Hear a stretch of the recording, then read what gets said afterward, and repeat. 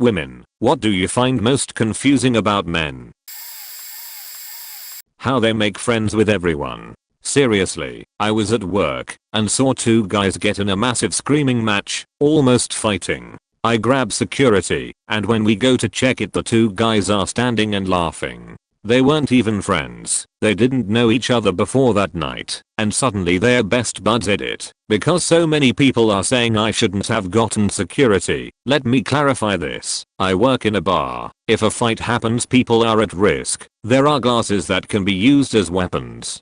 If two people are fighting outside the pub, we just tell them to take it elsewhere, and we have done. But the minute they are on our legal grounds, it becomes our responsibility to deal with it. I wasn't overreacting. I was doing my job. Edit 2. I'm a 5FD1 woman, and I barely have customers listen to me when I tell them to stop doing stuff anyway, because people are assholes. I couldn't have broken up the fight or argument myself. I don't get paid enough to deal with that shit anyway, and I had other things to do, like serve people and collect glasses. I can't answer for all men, but I can answer for myself and some others I've spoken to. The sheeter is a safe haven, a place where no one can bother you, and you're in your own zone. You know, when you go to poop, you're gonna have 10 over 15 minutes, maybe longer, to do whatever you want without distraction. Wanna read a chapter without being asked to do something? Toilet. Wanna scroll Reddit without being asked to do something? Toilet. Wanna take a break at work without being called a lazy bugger? Toilet. The toilet is a universal sign of leave me the fuck alone. I'm trying to have peace and quiet. Edit. Holy shit. My first gold is talking about one of my favorite pastimes. Thank you, kind stranger, for the gold. Edit. Thanks for the silver, kind stranger. Happy pooping. Edit. I just want to say, something a lot of people are bringing up is that if you sit on the throne for too long, you're gonna risk getting hemorrhoids. Also, getting a little stool to help with the pooping makes it a lot easier. You may also have a clotting problem if you get dead legs quickly after sitting on the throne. Don't forget to check up at the doctor, and also check those testicles for lumps too. Man talking golf to friends. I was on the third hole, my second shot. My ball was in the second cut, about 6 feet from that big oak tree, and about 3 feet from that big root that looks like a skinny sheik's ass. I used my 3-wood and hit the perfect shot, landing just 2 feet from the pinpoint. Wife, can you pick up the third child from school today? Man, what school does he go to? Edit. My first silver. Thank you. Confession. This is a made up scenario to illustrate that I find it confusing that men can remember so much vivid detail about golf and not other things. I actually find it quite charming about my husband how he remembers golf. The response used the third child because it would be much easier to lose track of where your third child goes to school. The first child, everything is new. But by the time a third child comes around, and you have kids possibly at 3 different schools, it would be easier to mix it up. I use this example as an exaggeration of something my ex-husband once said. The actual situation / comment was me. Will you go to a meeting at the second child's school at 7 o'clock? Ex-husband, okay, where is the entrance to the school? This is literally the cause of my marriage ending. Before we got together, I spent a lot of time alone, to the point that my mother worried about me growing up, until my brother was old enough that he too wanted alone time. My wife would not have it. Any time I was not at work was her time in her eyes. After years, I talked her into letting me have 2 hours of alone time on Thursday. We need reset time where we can just be mindless and think about nothing. It recharges our batteries. Anyway, even those 2 hours a week were too much for her. She kept bursting in and needing attention. Eventually she got a job where she worked for 10-hour shifts, and I got alone time each day, and I thought it was going to work out. She started getting her attention from a coworker while at work, since she couldn't text me while working, and within a month and a half suddenly she's faking him. Edit. Holy shit, this blew up way bigger than expected. To answer questions below, I'm doing much better. My freedom is still very new, it's been less than a month. I didn't mean to imply it was my fault or 100% hers. For me, it's the lack of specificity of it. Like, my wife asks me to pick up tampons for her. That's fine. Then she says, "Oh, make sure you get specific brand tampons. They're the only ones I can use." Okay. Still fine point. Get to the store. Go to the tampons. Specific brand. Perfect. Wait. There are like 30 subtypes in this brand. Only ones she can use implies a specific requirement. Don't want to fuck this up. Does she need sporty, or active, or slovenly, or sedentary, or easy application, or hard application, or what? Better text her and find out for sure. Point. And now it's the one time of day she doesn't have her phone with her and she's not responding right away, and now you've been standing in front of the tampons for 12 minutes, staring way too intently at them, while women come and go and give you odd searching looks. Finally, your phone goes off. Sweet Jesus, yes, the nightmare is over. I don't remember which ones they are. They come in a pink box with a wavy line apostrophe. That's all of them. That's literally the specific brand colors. God damn it, woman, help me out here. Oh good. She immediately put her phone down and wandered off. After solving that for you 14 texts and 38 minutes later, you finally make it to the till with 2 boxes that are the most likely suspects. And so yes, at this point, I do feel a little awkward and harried about the whole ordeal. My wife asked me why I didn't understand her instructions half the time. I think it's because I can't read the context she has in mind. Point. She, can you put the yellow thing in that thing over there? Me, find the yellow thing and put it in the box, which her finger was pointing at. Point. She, what the fuck are you doing? It's the other yellow thing and you're putting it in the wrong place. Me, dazed and confused, trying to figure out what the other yellow thing is and where to put it. Try again with a different object. She, Fasipum, no. You're doing it wrong. Why are you so stupid? Take other yellow objects. Oh, you meant that yellow towel. Why didn't you say so from the beginning? She, I showed you a million times before. You're useless. Ignore mode and sigh. I just wanted to make her happy and follow instructions. Edit. For those calling my wife a cunt or abusive, rest assured we are happily married and have a toddler and baby at home. So while this was happening, we usually had some screaming kids in the background. Just accumulation of stress and frustration that made her say those things. By the way, she said all of this in Japanese, so imagine a baka here and there. Adding to the fact Japanese is even harder to understand its context. Read the air they say here. How they can dislike a woman for sleeping with them too early, even if they coaxed them into sleeping with them. Edit. I appreciate everyone who took the time to offer a reasonable and sound theory for why this could be. For everyone who is just saying he's not into you etc. I don't believe this. The first time I heard this I was 19. We had a summer fling and later he told me it's hard to develop feelings with someone when you sleep with them too soon. This guy was an asshole. Point. However, it has always stuck with me. When my current boyfriend and I started hanging out, I developed feelings quickly. We have a ton in common and share the same sense of humor. One night, while drinking, he asked to kiss me. I quickly changed the subject / brushed it off. Because I felt that under the influence I would want to do more than kiss and I didn't want to screw things up. He told me later down the road that he was glad I said no because it could have led further and he would have been disappointed if we had sex so soon after meeting. I even asked him about why this was a thing. He couldn't tell me why, but agreed that it can make a difference in how you feel towards someone. The way they hide their emotions / feelings. A friend that I've known since middle school had his father pass away suddenly junior year of high school. Being on the lacrosse team, he was quite popular. His girlfriend broke up within the week, and from what I heard from a mutual friend, she did so because he dared to cry into her shoulder. Fast forward to college, I opened up to someone I was dating and told her about some deep stuff I've told only one person outside of immediate family. At the time, she pretended to care and nodded along. Point. The next time we had an argument, she brought up what I told her and called me a Winnie Beach for feeling that way about that issue when it was completely unrelated. Point. Fast forward a couple of months, my gay housemate has his girlfriends over. They drink and they talk about guys they've been seeing. Point. One of them brings up her boyfriend and goes, he's nice, but he always has all this emotional shit I don't want to deal with. I thought I was dating someone manly.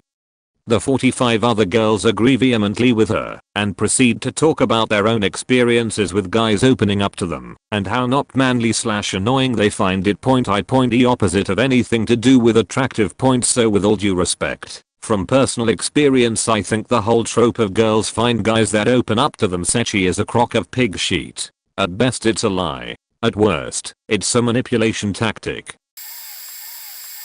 The way they get so upset when a woman won't sleep with them. When I was single and dating, half the men I went on a first date with had this expectation of sex. Most of those same men get visibly mad / upset when they don't get it after paying for a nice dinner or something. Women don't do this. We only have an expectation of sex because we know / assume that the man does. If I was paying for dinner on the first date, I wouldn't expect sex or anything really.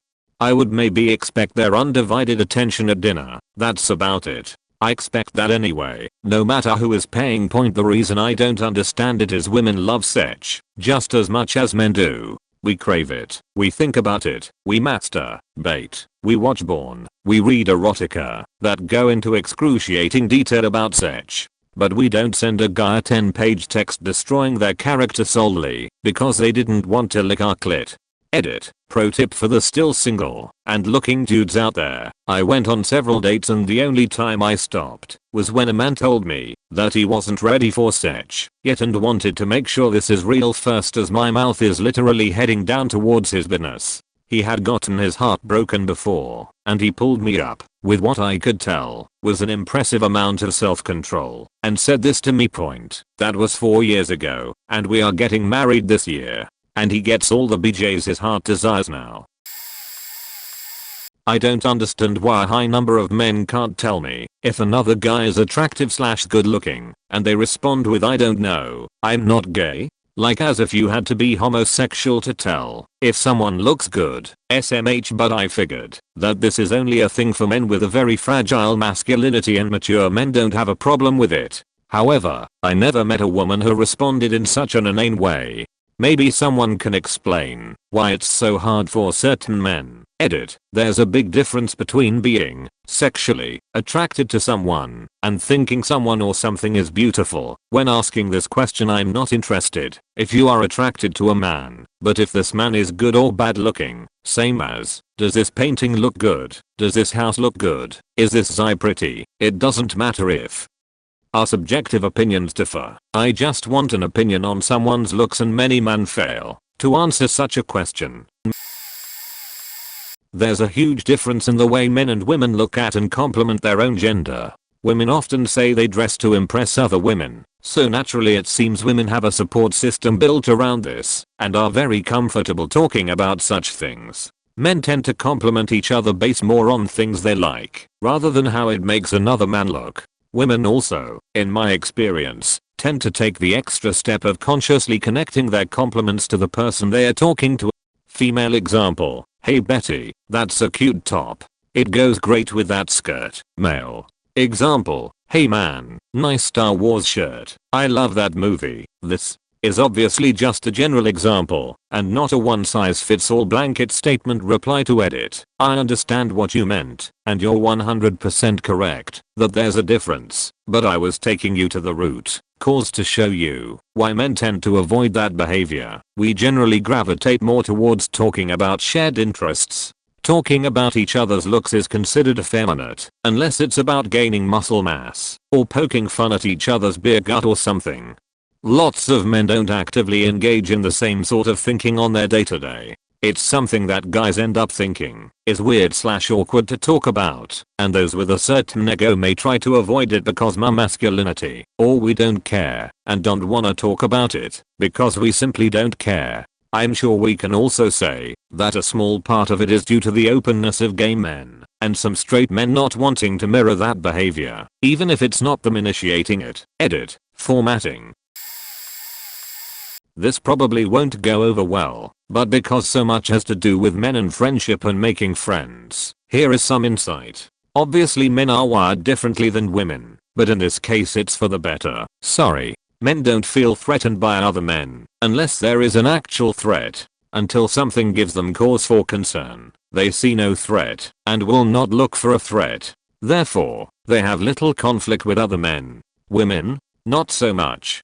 Women are extremely threatened by other women for multiple reasons. Women are brutal to each other, whether it's clothes, friends, men, shoes, hairstyle, kids, etc. Men can be friends with a far more handsome man, and not only will he not feel threatened by it, he is impressed by it. Women? Not so much, at all. Sure, there are exceptions, but in general, women can be very nasty to other women. Immediately. Even within their friend group, it is not uncommon to have contempt toward the woman who gets the most attention from men. Men don't do that. Another phenomenon is the mother-in-law/daughter-in-law conflict. Something you hardly ever see among sons and fathers-in-law. I always smile when I hear women say, if women ruled the world we wouldn't have so many problems. If women ruled the world, we would be a nuclear wasteland by now. Because attracting a mate requires both opportunity and significant social skills. Not only do you need a lifestyle that allows you to meet large quantities of interesting women in a relaxed social context, and shall we talk about social privilege here, but you need to turn on the interpersonal skills. To generate attraction. You need to project just the right amount of socially awesome penguin, with charisma, friends, interesting interests, fun conversation. Maybe some kind of talent, good looks, and a certain amount of status display. You need to both bring your A game to looks like a catch, while simultaneously making the person you're interested in feel like they're a catch too, while simultaneously trying to impress you back. If you've got all the required ingredients to make this happen, life is easy. If you're some lonely guy who's nothing special to look at, lives a rather isolated life at some shitty job around the same 3 boring people all day, come home tired, have shit self-esteem, are somewhat introverted, and never had the socialization to pick up the charisma or friends required, then life is much harder. Hooray, you can go down to some shitty bar, alone. You see a bunch of women talking, you try to break the ice, and get sent off with a flea in your ear. Rinse and repeat. You look at the guys who do have success, and they look like a bunch of douchebags. Your socialization spirals downwards, your charisma gutters out, you're lonely as fuck, but not allowed to express sadness without being shamed for it, so the closest you can get is bitterness. This isn't what you signed up for.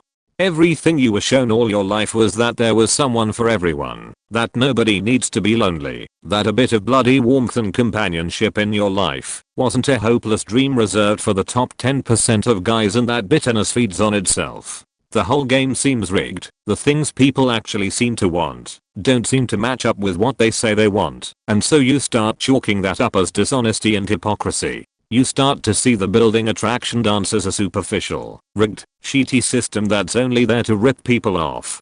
You maybe manage to attract 1 or 2 people in your life, but they turn out to be horrible people, because anyone with options would choose virtually anyone else. Your experiences with horrible people feed into the bitterness, and you say fuck it, you'll give up on the warmth and companionship and love you wanted in your life, because it's not just a hopeless dream, it's actually a lie. You'll never be able to get anywhere playing genuinely. Perhaps you can at least game the shit out of the system for such if nothing else. So you get into the whole poor thing, utterly cynically, like Barney Stinson without the funny or the charm or the anything. You practice shitty alpha moves to try and cock block women into sleeping with you. You do the strategic shoulder touch, you nag, you get pushy, you do all these things that like-minded people tell you women actually want, and you're still shit out luck, because you've still got less nuanced likability and social grace than a llama with Asperger's and toothache. As every last hope of ever coming out on top topples into the flaming wreckage, all that's left is anger. Anger at the whole shitty rigged system, and at the people who spend their whole lives fending off the only thing they've ever wanted, and will never get. I'm not it, but I get it. Do I get it? It could have been me. It could have been just about anyone. All you need is a shitty start in life, and everything slowly goes to hell from there. Edit. Typus. We are not really thinking about nothing, we are thinking about something we'd rather not explain. It probably involves cars, football, or Batman. Possibly all 3. If I'm imagining a football game between Marvel and DC superheroes, and what rules would need to be changed to accommodate it, and you ask me what I'm thinking, I'm going to say nothing. mind control be a personal foul, or would you just count it as too many men on the field? If the latter, could you get around it by lining up with 10 players? If so, would your target have to line up in front of the line of scrimmage to avoid being offsides? Could you switch and control somebody else, or should that be a penalty? Pass interference for taking over the catcher while the ball is in the air, maybe. Do you really want to hear that, or would you rather I just say nothing? Also, now I'm going to be thinking about superhero football all day again.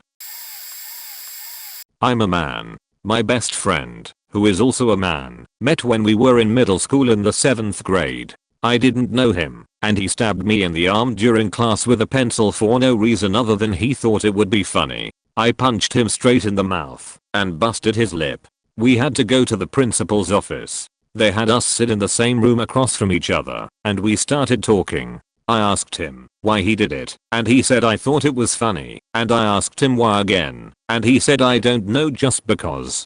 He apologized without anybody telling him right then and there, and I said it's all good. From that day he is the only friend I talked to from my childhood, and that was almost 23 years ago. Men develop bonds with other men way more differently than females. I can tell you from my perspective that I can go to a bar and have a drink with another random guy, and we could be best friends for life from that point on.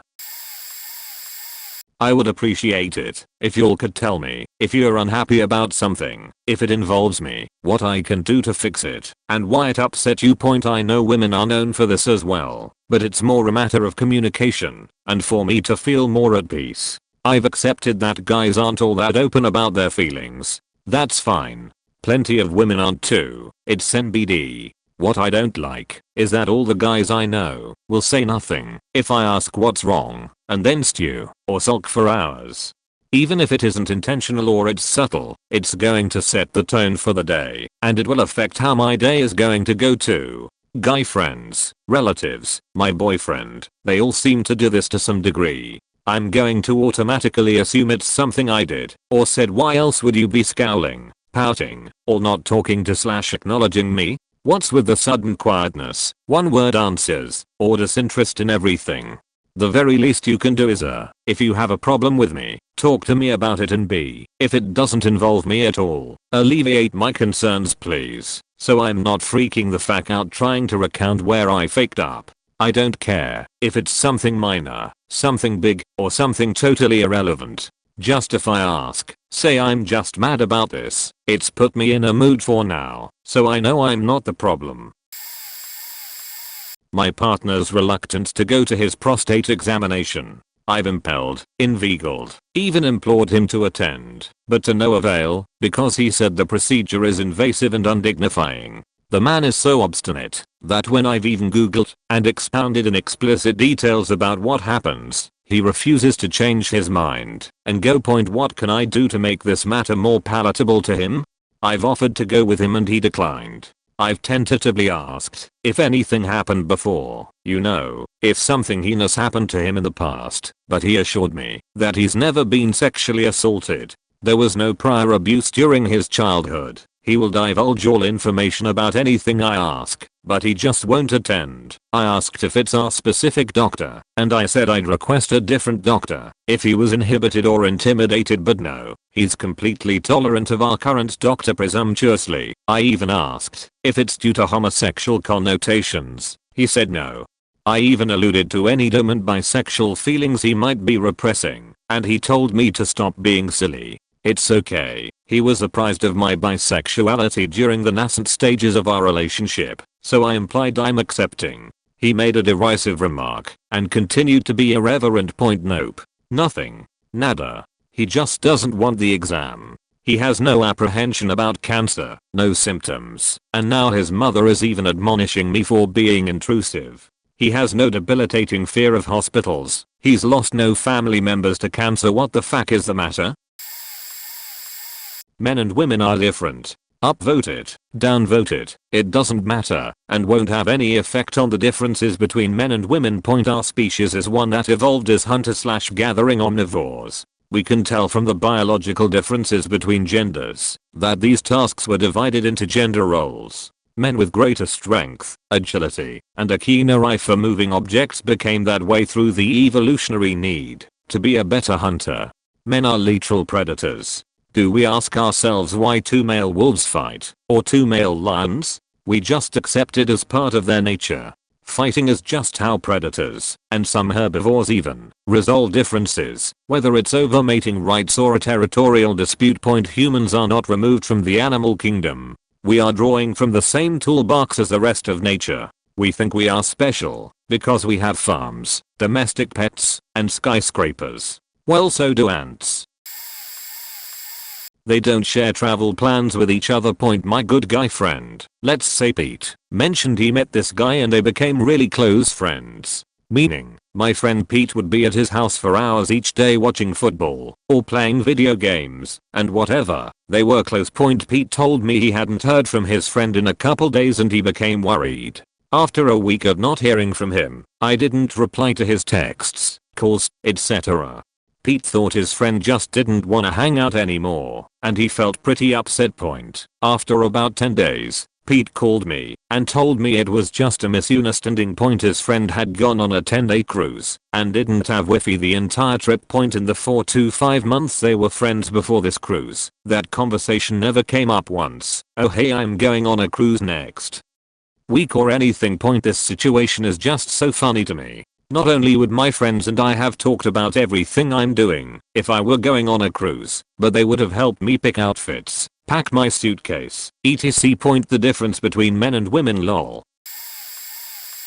It's common for men to claim women play games when it comes to dating or hookups, but in my experience as a B-woman I've found that men are just as guilty of this, if not more. I'm a pretty straightforward person and have never understood tricks like playing hard to get / leaving the terms of a relationship unclear without good reason / acting detached or inconsistent just to gain the upper hand. I'm especially clear when I just want casual sex, and yet most men still seem skittish about this, sometimes at their own expense, not replying when I booty call them, coming on to me, and then getting weird when I reciprocate interest, etc. It appears that, no matter how transparent I am, many assume I have the ulterior agenda of trapping them into an exclusive relationship, which I find both egotistic and hilarious. I've talked to this at length with some female friends and we've concluded that the only reason we play games is because we feel pressure to buy our male partners. If we don't, we are judged for our directness, no matter it is we are expressing, be it the possibility of romantic interest or a desire to keep things casual. It's all rather confusing when you've heard countless men in your life complain that they wish women were clear about what they want, as if they are the sole actors responsible for overcomplicating the dating scene. I know there are women who do play games because they feel like it, but many of us seem to feel trapped into doing so. Men often fail to recognize that, due to social norms / patriarchy etc., they hold the majority of the power when it comes to deciding the boundaries of their interactions with women, and this can obligate women to act in a way that caters to this power imbalance by being indirect or ambiguous. TLDR, most women know what they want. We just face negative social sanctions for expressing it. Not going to the doctor or hospital when they need to because of toxic masculinity bullshit that tells them that men just need to tough it out, and admitting pain is weakness. An ex was in the hospital for a spine issue and needed surgery. He was in so much pain, but would only tell me and ask me to go get the nurse and tell the nurse he was in pain. Then the nurse would come over and ask how much it hurts, and he would say not much, it's okay, every time.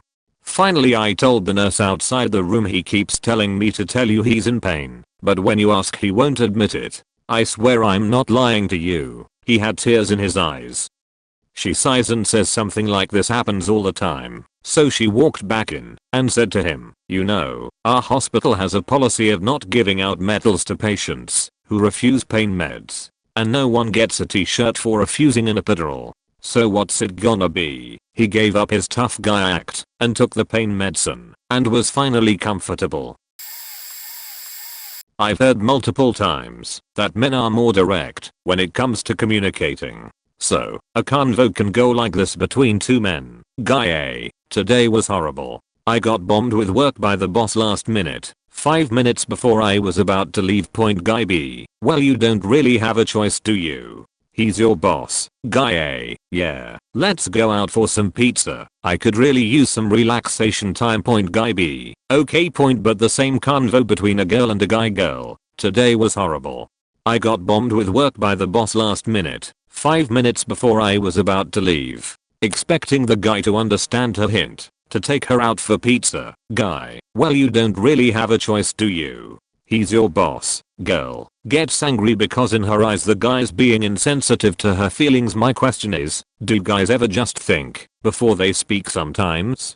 I know they're more direct and all, but do they ever consider that their words can sound insensitive to girls, especially to girls who don't know that guys are more direct? This problem has led to many heated arguments between me and my dad because I'd thought he was being insensitive and not understanding until my mom explained to me what was really going on. He wasn't being insensitive on purpose, but it's just how men are. My dad was emotionally abusive, but never physically. It still amazes me to this day that so many of my family or family friends would say shit like, well, at least he doesn't drink/do drugs, or at least he's never hit you. And recently my stepbrother said, you've got father issues. Like no shit. The fact that my dad was massively emotionally abusive was sort of swept under the rug because it could be worse. He was physically abusive to every one of my pets, though, which was terrible to me. And you know what? As a child I feared the worst. Doesn't matter that he never hit me, I still feared it. Because rage is rage and I couldn't control his emotional abuse any more than I could control his fists. If he decided one day to stop beating my dogs and start beating me, it doesn't matter that his parents were physically and emotionally abusive. I still didn't deserve what he put me through, and I sure as fuck shouldn't have been told over and over to be thankful he never beat me. I have no idea how men get around this thing. Who the fuck thinks that a man is so dumb or helpless that he can't stop himself from abusing his family? Lol. It's not like I'm mad. And no, not projecting. My personality is all about making others happy or making others laugh. I diffuse awkward or tense situations by joking. I'm antisocial and awkward in conversations with strangers or people I do not know well. So to avoid me stumbling over words, being obviously nervous to the other, or getting bright red because I don't know what to say, I always turn to joking. Approaching and initiating conversation is a part of my job in order to get paid, so I've learned that joking breaks the ice. Joking makes me and the stranger speaking to me while working both relax and not be nervous or weird. It's just me. None of the above impacted me or my day. Lol. I just found it really odd that so many thought I was being serious, speaking from experience, and that it reflected my true feelings. I guess my circle of family and friends are just different because everyone's responses, or I should say the amount of similar stated responses, is not at all what I was trying to produce and not what I expected. Long story short, it threw me for a loop and I found it hilarious. Also, I found it interesting that I felt people's reactions may have been some sort of judgment of what they thought I was like, possibly based on my photo. 1. Why do guys throw clothes on the dirty carpet/floor where there's dog hair and dead spiders when there's a perfectly good hamper 3 feet away? Same with towels in the bathroom. Regardless of whether or not you'll use it later, why not put it back on the towel rack or said hamper if it's dirty? Follow-up question. Why not have a separate hamper for clothes that you'll wear later if this is the case? 2. When you take the trash out, why don't y'all do the full job and put a new bag in? If I do it, can't you as well?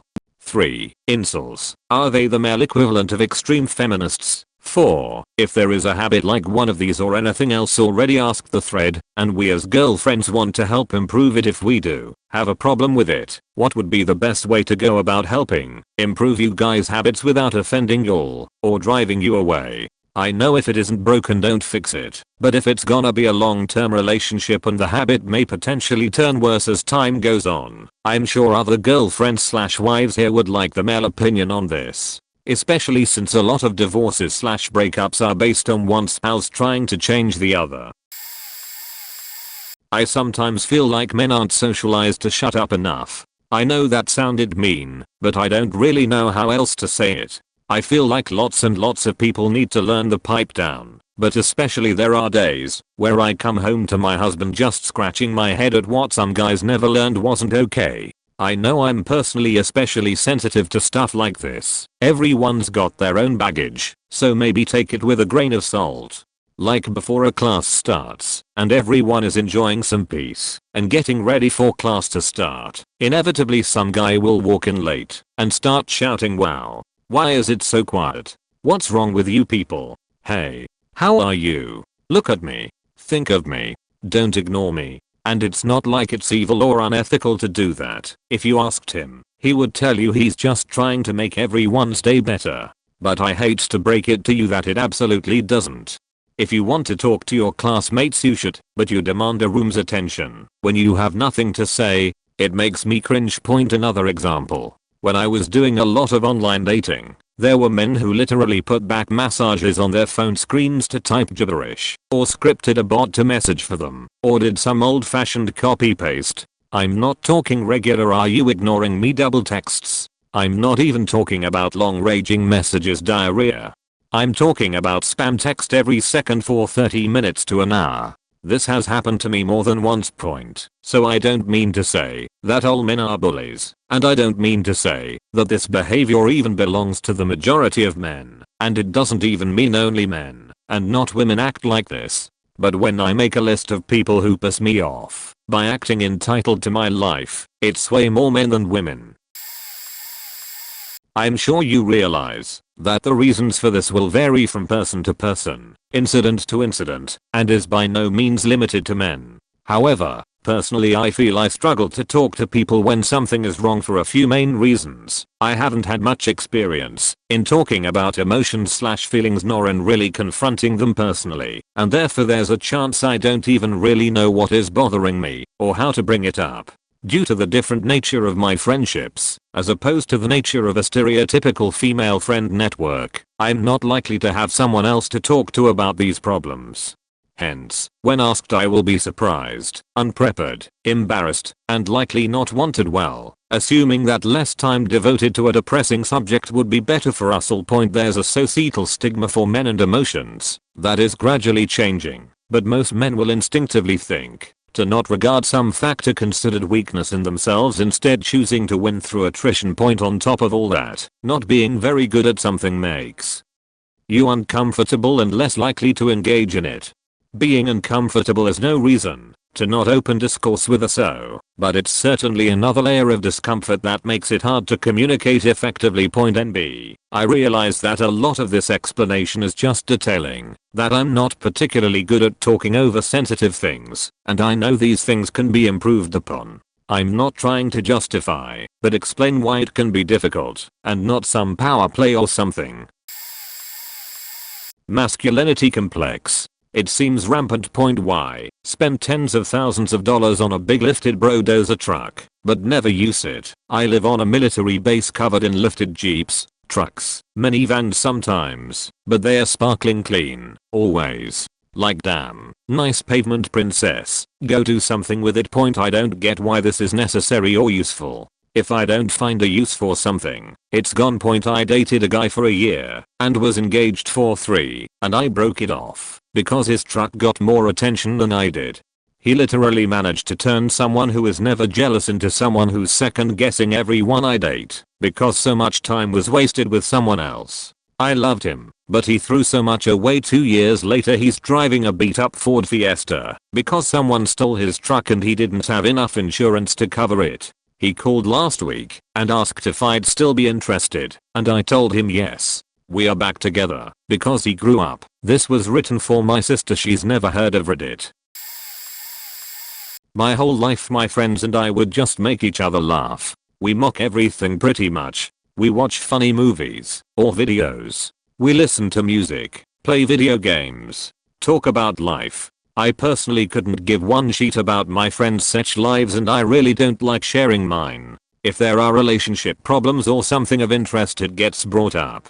But that's really it. Recently I moved, and one of my longtime friends introduced me to his friends, and the only thing they talk about is pussy. And it's so fucking annoying.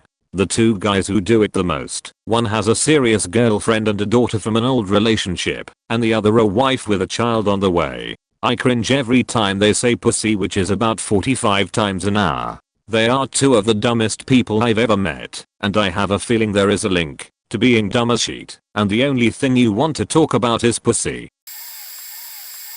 So many great girls and women are getting their hearts broken by guys today in ways that are disturbing, disappointing and unnecessary. The common theme seems to be that chivalry is on its absolute deathbed, and men are becoming unwilling, uninterested or afraid of actually being a great guy to a girl they are attracted to. Or is it that they don't know how to? Where do men learn how to navigate relationships, connections, interactions, and perusal of women? From movies? From their fathers? From a narcissistic imagination?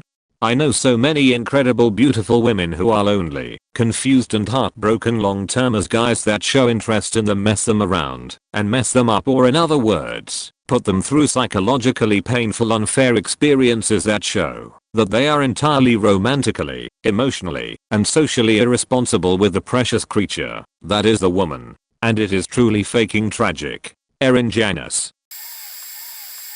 How some of them seem incapable of handling simple tasks on their own. I'm not talking about the ones who are just too lazy to do something. I'm talking about the ones who literally do not seem to be able to look in another drawer if what they are looking for isn't in the first drawer. Like they lack the thought process that says, let's try these other 3 drawers, so they just call for help. Or if they are in the shower and don't see the soap, they don't think to look for the soap, which is on the counter. They just call out for help. It just doesn't even occur to them that they might be able to find the soap. Or if you ask for household help, they offer to help. They then say, well, what should I do? Like, you look around and see what needs to be done. Floor is dirty? Sweep it. Crumbs on the counter? Wipe it down. Dishwasher is full and clean. Empty it. Etc. Seriously, how have you made it this far? I know for a fact there were times that you didn't have either a mother or a girlfriend or a wife around, so like how did you manage then? It's like their eyes literally can't even see properly, and their brains literally can't even process the information to accomplish basic tasks. It can be very frustrating. I get that it's not malicious, but I think it's ridiculous. No one taught me how to do these things, so I don't understand why some people can't also figure it out on their own. The whole I can't be friends with you feel. Why not? Literally none of my exes can be nice or friendly to me after I've moved on. I don't understand or get why. Like, we're both adults, why can't we get along? Why is the olive branch of peace and friendship and camaraderie so impossible to accept for some men? My previous ex of 10 years went no contact after I wanted to be friends, after no longer wanting to be romantically involved, after he cheated on me for the last time. He then decided that he needed therapy. When he refused to stop smoking weed and taking therapy drugs, he had a mental breakdown and a schizophrenic break, which landed him in a mental institution. I still took care of him after he recovered, not fully. He was still seeing things / hearing voices, talking to himself. He decided we couldn't be friends because I started dating, because I was single. What the fuck? We were best friends for 10 years and can't be friends anymore because I decided I never wanted to be cheated on again. Yeah, okay. Went no contact. Best decision of my life. It's not just a matter of pointing your thing at a target. There are many factors involved, many of which aren't identifiable until after the peeing has commenced, and some of which we can do little about. Anyhow, point, imagine you have a section of garden hose in your hand with no nozzle on the end. The exit end is not a perfect circle. In fact, it's not circular at all. It's a slit, and it can only be minimally reshaped at will through pinching / varying the external pressure that's applied to the hose end. The hose itself is limp right now because there's nothing flowing through it, but in a moment, there will be. You point the output end toward the toilet in preparation. Okay, here it comes. You hear a voice tell you. After an impossible to predict amount of time passes, a stream of warm clear yellow liquid emerges. But it's a stronger flow than you'd anticipated, and as the hidden internal tube and tiny exit hole is a fixed size, the force of the flow this time is far greater than usual, and the stream of warm liquid gold shoots well beyond the planned target. You adjust your aim. All seems good, for now. But as the bladder empties, the pressure behind the flow subsides, and what had moments ago been a laser of a stream now becomes an arc. You have to adjust your aim again. It shoots out at an unexpected angle. Yes, holding the hose properly and pointing it toward the target is no guarantee that that is where the weed stream is roughly going to end up. We can use all our years' experience to prepare ourselves to combat this problem, but until it starts to come out, we are powerless to predict what will happen once the flow starts. It shoots out at many unexpected angles. If it weren't so annoying, it might even be a cool party trick, but yeah, sometimes the stream that emerges is multidirectional, in any random number of substreams, each at an equally unpredictable angle and strength. We might even have a near perfect mainstream with 1, 2, 3 or more littlemost streams emitting at as much as 90 degrees to the target. How do you adjust for that? How do you correct that? You can try manual manipulation of the hose end, but there's no guarantee that will improve things and a good chance it will make things worse.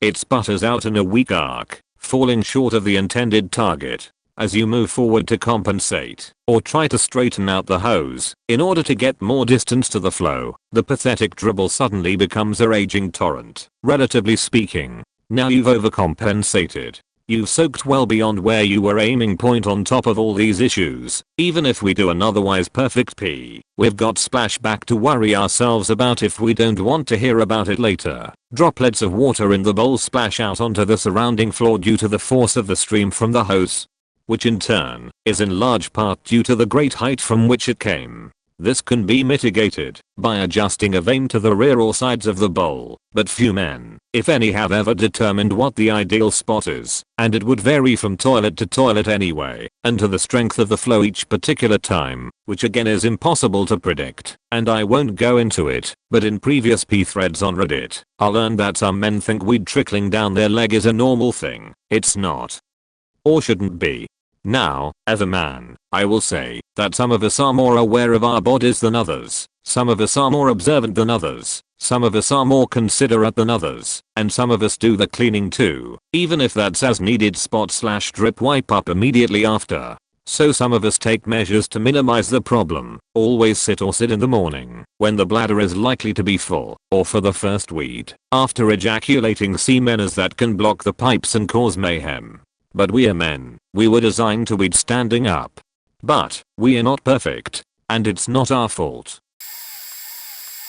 Extreme lack of emotional intelligence in some men. I don't know how they get through life completely oblivious to the people around them. Like a girl could be crying next to a guy and he'll say, "Oh, I didn't know she was upset." It's not just with women either. I've had to take men aside and tell them, there is something wrong with your male friend, go talk to him. They can't take hints from body language/vocal cues/facial expressions, or even major context clues. You've got to hit them over the head to get their attention about some things. You have to suggest to them that maybe there's something wrong with their coworker friend, who's been out of work 2 weeks straight. Things that should be obvious. This definitely doesn't apply to all men, but the men it does apply to don't seem to find a problem with it. In the r/us Reddit thread yesterday about men's secrets, many commenters said women needed to be more direct. They didn't think of understanding people as a skill they could just learn. They honestly seem to believe that people who can communicate in many different ways are the ones with poor communication skills. I really can't understand how many men have meaningful relationships like this. To me it's indicative of some sort of learning disorder, like autism, or even borderline sociopath, with such lack of empathy. Absolutely baffles me. Growing up, what does every book and magazine tell me? Never talk about babies or marriage early in a relationship with men. It'll scare them off. Sure, no problem, I get it. Don't be needy. Point as an adult woman. Every single man I've dated, brought up by the kids, or marriage in the first few dates. One guy tells me he wants 6 kids on the first date. One foreign dude I'm dating asks how much a dowry for me would be. What the fuck? And here I'm just trying to still figure out if I find you annoying or not. Point so either I'm super cold, or men are just as needy or needier than most women. Edit. I should note that I don't think there is anything wrong with guys being upfront about these topics. This comment is more about me realizing my preconceived notions about men were false. I honestly was pretty sheltered growing up and didn't join the dating pool till my 20s, and I haven't even really dated a lot. I've had mostly first dates and a handful of casual boyfriends until my current boyfriend, whom I've been dating for several years. He was a little bit more mature than other men I'd dated and has been extremely patient with me and let things develop at a pace I was comfortable with. Some guys on dating apps say they're looking for a serious relationship, or at least not just sex. They act like they mean it. It really seems like they do, and I truly believe they do. But then, as soon as they see that you're okay with talking about sex, they switch and only see you as the girl who is fine with talking about sex, and suddenly they are unable to talk about something else, and that's all they want now. Or worse, they stop treating you with basic respect at all. What I don't understand is, we get along well already. You like sex. You see that I do too, so that would be a good thing in a relationship. Why would you stop seeing me as a potential partner then? Is there just a huge sign in your head saying sex that's preventing you from thinking clearly? It has happened so many times that now basically I avoid talking about sex at all. Which sucks because it's an important topic to find out if we are compatible. So this might come off as me being a jerk or generalizing, but I'm being totally genuine here. Why are you all so demanding about sex? Every man I've ever been with has been very pushy about it. I can't tell if it's just because I have bad taste or something, but every single one has been the same way. A guy I was with that was super prudish suddenly became super pushy sexual when I stayed over, and he woke up with morning wood. It's like BONER equals MANDATORY sex from me. And every time I've said I'm not in the mood, the guy gets very huffy and tries to guilt trip me about it. It's strange to me, because if I'm in the mood, I'm perfectly capable of just kind of ignoring it. But guys, again, not trying to generalize, just in my experience, tend to be completely taken over by their dick. Sometimes is this a guy thing, or is it just a guys I date thing? I'm not a fan of it. It's led to some very irritating moments in relationships. To everyone marveling at how men are better able to leave a dispute in the past, even one that gets physical, it's most likely the way social relationships developed for them. In hunting parties it's essential to get along passably, so that you don't die when relying on the other dude to do his part of the job. It's also very important to communicate very precisely without using many spoken words or other noises. If you're sneaking up on prey, it would be ideal if you could get along and communicate easily without much need for build up of rapport. I don't really care if Dave's favorite rock and stick cave band sucks as long as he's good at stopping lions from goring the shit out Tammy, we are gonna get along just fine. If we fight and he proves he's brave and stronger than sweet, all the better for my trust in him to murk those lions effectively. Men will thus tend to respect one who stands up for himself. If he becomes an ally, I can trust him to hold shit down for us women. Evolutionarily speaking, evolved as the guardians of the community. They were the ones that made sure everything kept running smoothly back home, while the hunters were off chasing some big scary food source. They made sure everyone that was benefiting from the hunters were actually bringing something to the table for the community. Their social processes evolved much more intricately as to safeguard the community from potential threats or lazy coattail riders. They were the ones who had to do the sleuth work and develop hunches about people.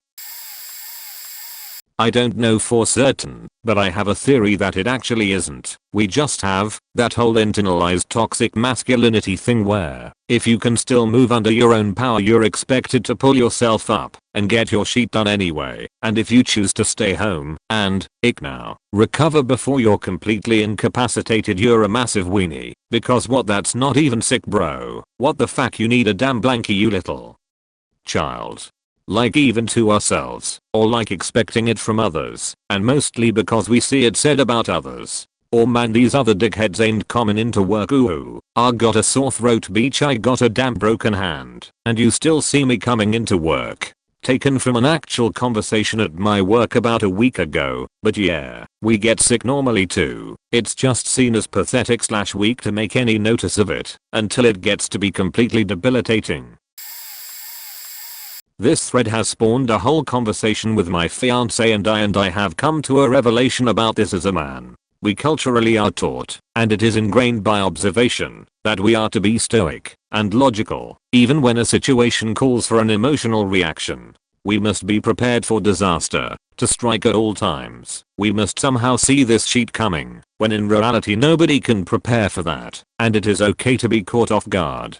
We as men also are taught to completely internalize our emotions, and a lot of the time the way we deal with things is to let them process in the background and let the passing of time heal our emotional wounds, while we focus on other stuff. It's really dumb and messed up, and we'd all be a lot happier if we were just more forward, but alas that is how it is, and while I think there is a shift in the cultural needle, I think it will take a very long time to achieve the goal of a society where men feel okay to openly process and discuss their emotions every day. A lot of guys, especially young guys, have no idea how to express it when they are interested in a girl. In many situations, there is no way to know. The best thing to do is assume that all guys are interested in you until they give you a reason to think they aren't. I had this Spanish class way back in high school, and occasionally we'd have 10 or 20 minutes of free time. I ended up playing cards a few times with this super cute quiet girl. I would have loved to spend more time with her, but I didn't have a car or anything. No Uber back then. What's a guy to do? This was before cell phones too. The best we had was AIM. Otherwise you were calling a girl's house and getting their parents first. I guess today I could pop on her Instagram and send her some direct messages. Hard as hell to ask out a girl in front of other people. Getting alone time in high school is basically impossible. Class ended and I never talked to her again. I never really knew her well, just that she was cute, quiet and seemed cool. No friends in common. Still stings a little bit 15 years later. Like seriously, this is ridiculous. First off, who plays QB? The obvious answer is Iron Man, right? No, wrong. You want Ant-Man as your QB. Can shrink so no one can see him. Can become huge and just raise his arm with the ball for a TD point. Now for offensive line. Obviously Hulk for center. Thor left guard. Obviously. Drax right guard. Duh. Nebula is probably a decent tackle. Same for Gamora. Ted is a no-brainer. Some would go with Groot. But I say nay. In a 3-4 scheme the defense is likely running a off-pick scenario, so with that knowledge you want Quill as your 10. He has way better hands and is a very legit blocker, and let's be honest, his end zone dances are legit. Which leads us to the skill positions. Fullback you ask? Rocket. He plays with a perpetual chip on his shoulder. Good luck going against that angry rabbit. RB. Doctor Strange. If I have to explain why he's the best for that role, we can't be friends. Which brings us to the divas of the team, the faking WRs. Black Widow on the right, her agility and spandex alone make her the no sheet oh my god organ pick. So with that knowledge you probably think I'd say Hawkeye left, gotcha beach. Scarlet Witch all day. Her kinetic powers are all but impossible to defend against, unless you are running a dime 5 triple lotus scheme. So now to defense. Connors. Do I really have to spell this sheet out? Spider-Man, Black Panther. Good luck with the aerial attack, unless you are gonna go with a double trip right quad screen you drop. Linebaker's Cap, Bucky, War Machine. Good luck getting past that wall of freedom. Defensive line you say, Mantis lines up middle. Now hear me out, she can put Motherfuckers to sleep, so good luck with that. Groot is the outside pass rusher. You see that dude's reach? He probably averages 8 sacks a game. But what about the long ball you ask? Okay, safeties. That's where you plug in Iron Man and Vision. Their off-ball prowess and overall intelligence make going deep incredibly hard. They also have amazing communication. Little known fact, but oh my god Ogun, who would be the ever important kicker/punter? It's shared duty between Hawkeye and Falcon. Honey, what are you thinking about? Oh, nothing. One of the main things I don't understand with my boyfriend is how he and his friends can make fun of each other without feeling sad about it afterwards. His friend would say an insulting sex joke and my boyfriend would just laugh and not do anything. If that was me, I'd slap him. They make fun of everyone, even calling their one friend fat. I'm a little on the chubby side, and when I questioned him about it, he said he wouldn't do it because I was his girlfriend.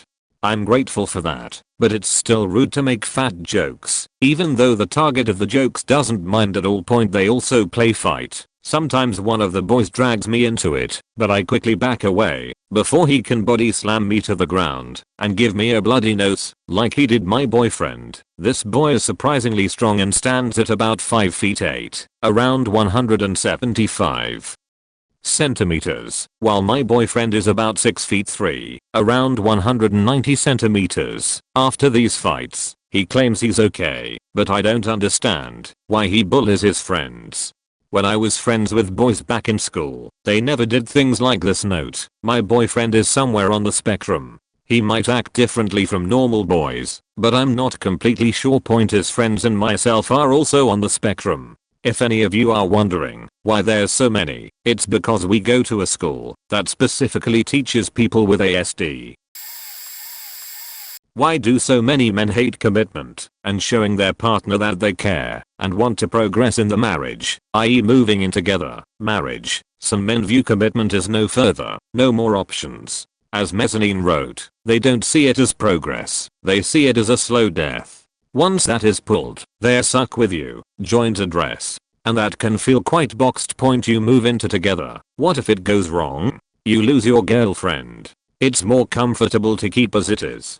No reason to change. It works. From his perspective point, because men would get this look of terror on their faces. It's the end for men. He loves you, but wants his space. And there are endless horror stories from guys who did just to have his girlfriend decide this is wrong and do a makeover in the home, taking his stuff and tossing it out. In short, making his home into hers.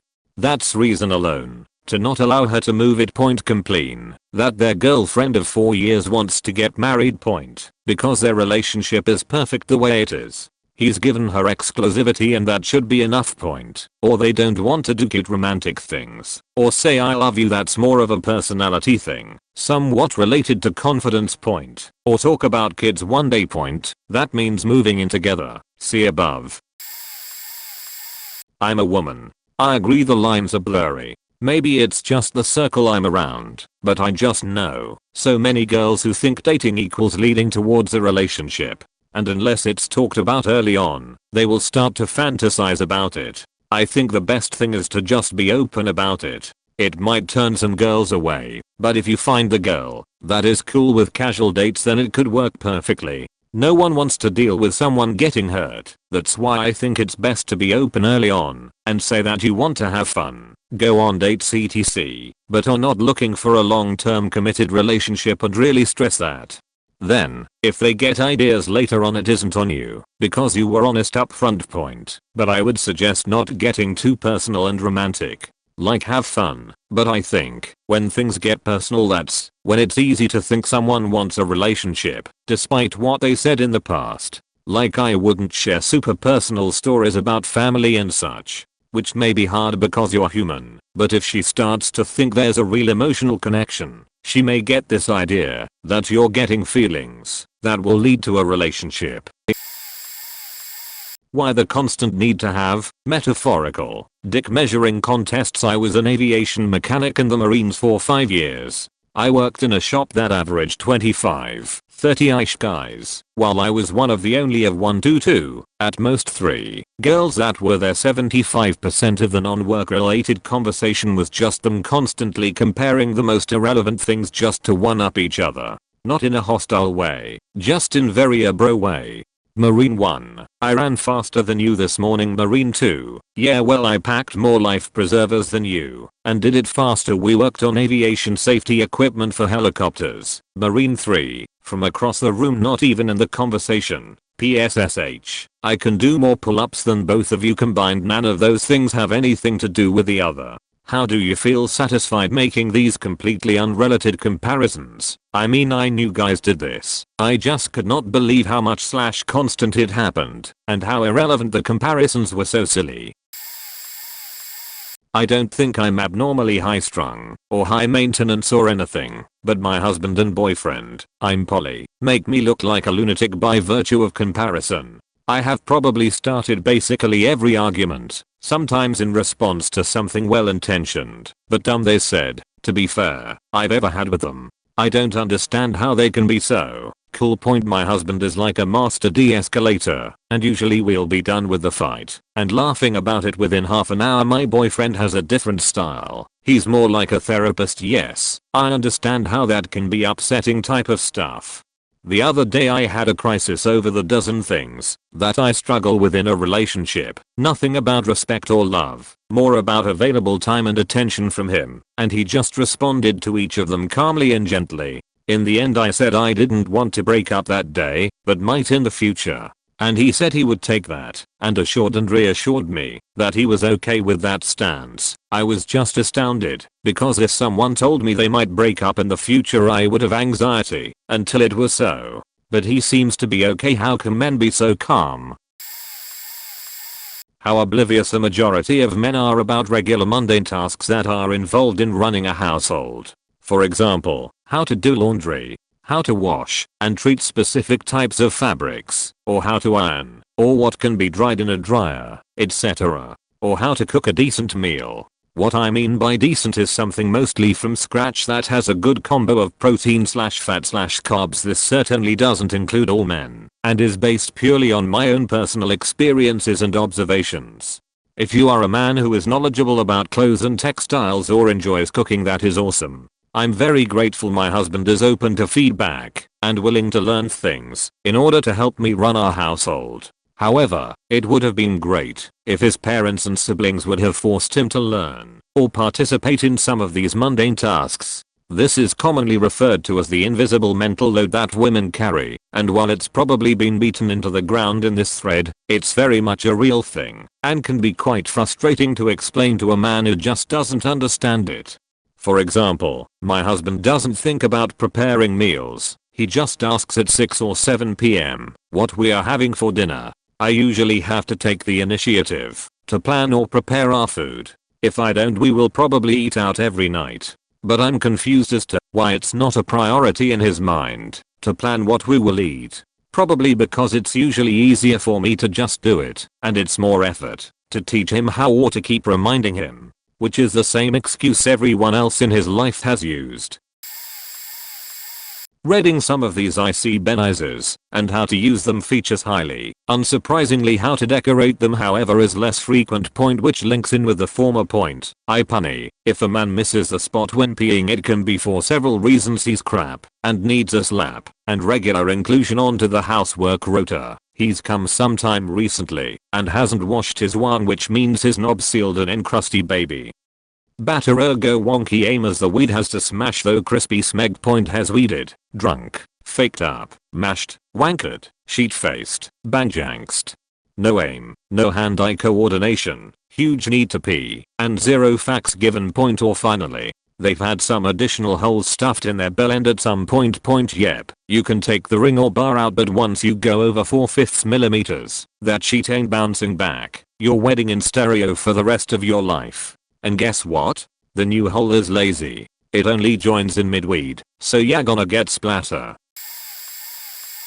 Trust me, the binary lie is not all it is cracked up to be point born into sex ag with ace. Look it up. If bored point mental wiring has the majority seeing life from different mental camera angles. Example, a female when touched feels the skin and bones under and emotionally to the point of breathing being affected. FYI, girls talk. So guys don't throw sloppy games in bed, cause she is going to spill the facts to her girlfriends. She has to, or will explode. Guys feel the touch of the skin and enjoy it, but more for physical encounter. Girls can be in the throes of passion and wonder if the stove is left on, or if the coffee pot was programmed for morning. Dudes ain't thinking outside that bed point. Guys are not compelled to spill the beans to the boys, besides if asked, and answers will be vague at best. Linear thought patterns act task focused is guys spectrum. Don't want to say scattered. Thought patterns covering a large field of tasks with no importance ranking is girls. Girls' hands are cold due to lack of muscle pads to circulate blood like guys. So dudes hold their hands though, and guys, you can hold her hand then have a wonderful night of passion and she will remember you holding her hand first. Guys might remember it, but it will be the 20th on the list of that night at best if at all. Guys hurt but have been taught to not show it or focus on something else. So if you girls feel him hurting and he is trying to focus on work or hobby with his linear thinking, Distract him with a task that allows you both to talk. Yes, guys are easy to get in bed with does not mean it should be used as a weapon or make up sex is better for them. Remember, they feel good but emotionally not as connected. Oh my god, yes, for a girl makeup sesh is freaking awesome, and if you buy a little gift or a card with a sorry guys, you are halfway, if not all the way out the doghouse. Dudes, guess what? The mystery of how girls can wear stuff that makes no sense in cold weather. Blood all goes through the heart, and they have unbelievable insulation there. Like never feel cold, except on skin and the thighs, keep the bottom insulated. It is like evolution had a plan to protect something between chest and hips and thighs. HMMAHH, bra sweat sucks during summer, and don't believe the hype. Cheap is not better in this garment category. There will never be a Harbor Freight for bras. Think of a gift certificate and just figure out which brand she likes. Don't get creative. Guys act more important than tires. Cause again, bra sweat sucks. Yes, men are very visual creatures, which goes with their protective makeup. Can't protect what you can't see. So girls, stop being so body conscious and put on a thing or two for him to take off, and you will stay in his one track mind. And for fact's sake, guys, have some faking fact creativity. Simple rule: if you had sex in the same position more than the number of times you changed your boxers in a week, step up your game. For fact's sake, there is this thing called Google Ask for Help. So much more, but I probably already bored you all. Be gentle to each other.